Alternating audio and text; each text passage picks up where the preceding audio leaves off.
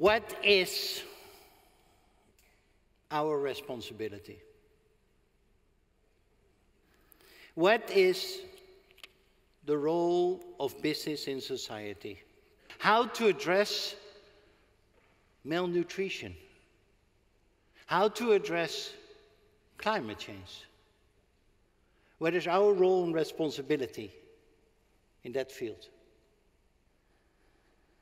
I am Feike Sijbesma. I was welcomed in a very pleasant way by you. Our company is what we call purpose-led and performance-driven, determined to create brighter lives for all. Is that easy? No, it isn't. Over 10 years ago, I became CEO of the company. And people said, what do you want to do?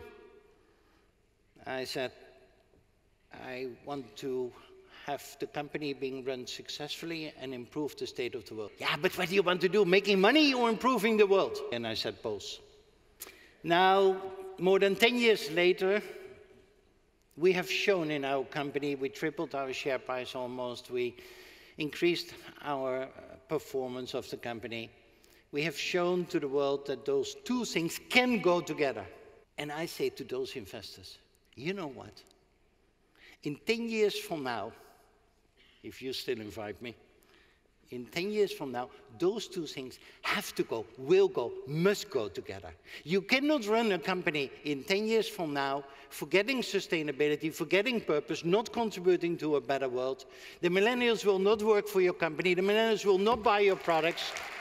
So where 10 years ago it was either or, today it is, yeah, they can go together. In 10 years from now, and we are on this journey, I think those two things will go together. 11 years ago, almost 12 years, by the way, I was for the first time in the World Economic Forum in Davos. And I was in a session that had a big impact on me. It was with an African president, a lady, I won't reveal the name of the country. I don't want to harm her. And this lady said to the group, you guys of the West, all your white faces, you keep my people alive, but ill. And I'm a poor country. And if you keep my people alive in an ill manner, in an ill way, my country becomes more poor every single day. I went to the UN because I am uncertain but also determined. And fire, I came to the person we honored earlier this week, late Secretary General of the UN, Kofi Annan. Is the food help of the world calories, carbohydrates, keeping people alive, but in an ill way? Is it emergency if we support refugee camps for so many years where people are born and dying? Is that emergency? That is their life. It can't be. My goal is to help at least 1 million people and to change this narrative and to change this approach. More than 10 years later, we help, as a company, the enrichment of the food of 30 million people around the world. In those trips, in that work with United Nations, I had the privilege to travel. And one story I want to share with you. In one of those travels, this meeting with this president changed our company and my life. But one of those trips changed also my life. I realized that we have 800 million people suffering from hunger every single day. There are 800 million people, the number is increasing right now, who do not know whether they or their children will be alive next week, in some cases next day. Can you imagine you live your life that you not know whether your children will live in 2 days from now? In one of those trips, I was in Bangladesh.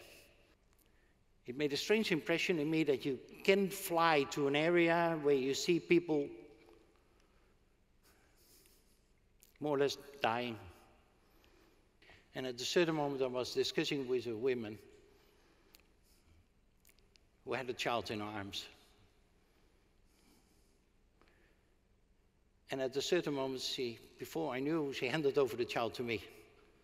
The lady said, "Take it." And she was crying. She said, "You know, that if you come back in 2 years from now, she will not have 6 children anymore. And all kinds of thoughts went to my mind. I come back on what happened, but I realized also there are many people in the world who suffer from climate change and suffer from poverty right now. We talk about climate mitigation. We talk about preventing climate change. If you live in the south of Bangladesh, you talk about climate adaptation. I'm suffering from climate change right now with the flooding. I visited refugee camps in Somalia, where droughts are there.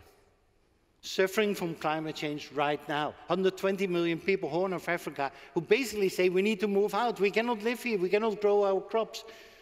But we cannot move 100 million people to another place in the world anymore. Those people suffer from climate change right now. And you cannot say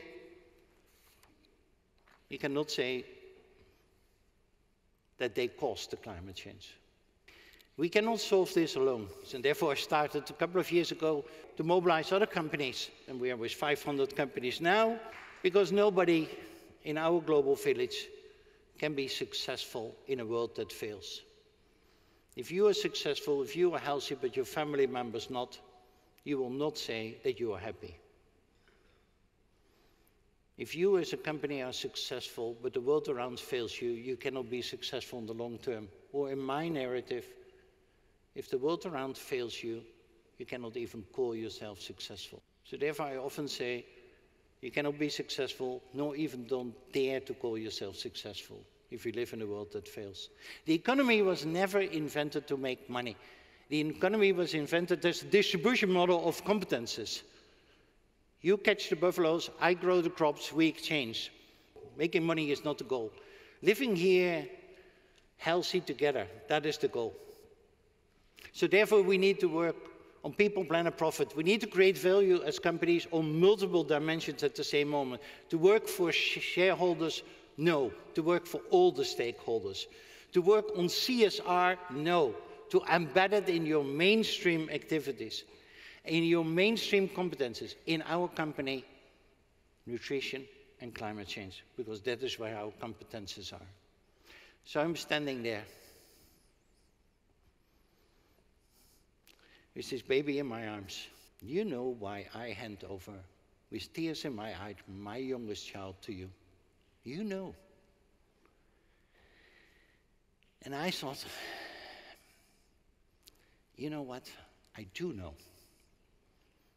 I do know you don't want to hand over because you're crying yourself. But I do know, you know, and I know, you will not have 6 children in 2 years from now. This can't be. I said to the person of the UN, listen, I need to give it back to her. And she was like this. I need to, can you ask her to open her arms? And I will try to open my arms to help her. And the only thing I can do is hand over the baby, but think further how we can change our food help. And that brought me in with the UN and the World Food Programme to the discussion, how long are we going to continue? It's great that we help 30 million people, but how long are we going to continue with this? We started the initiative for Africa Improved Foods to make Africa, to make India self-sufficient. We invited more than 10,000, now 20,000 farmers in Africa, in Rwanda.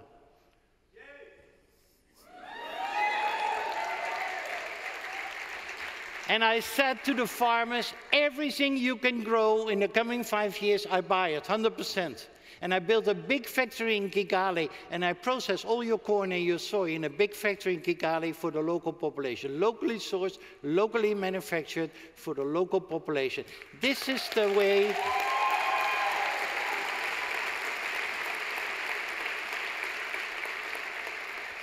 This is the way we make Africa, we make India self-sufficient. So if we think about your career and your future, don't think about doing the next things right. Thinking about the next right things. I would say, follow your passion. It is possible. You've seen what we try to do. With your help and your passion, we can do it. I close by saying, dare to focus on the challenges of the world. I close by saying, dare to focus on the long term. I close by saying, dare to lift your own anchors of certainty. I close by saying, dare to mobilize the moral courage to make this world together a better place. And I do that being uncertain but determined. And I do that searching for the right directions, but with courage. With you. Thank you very much.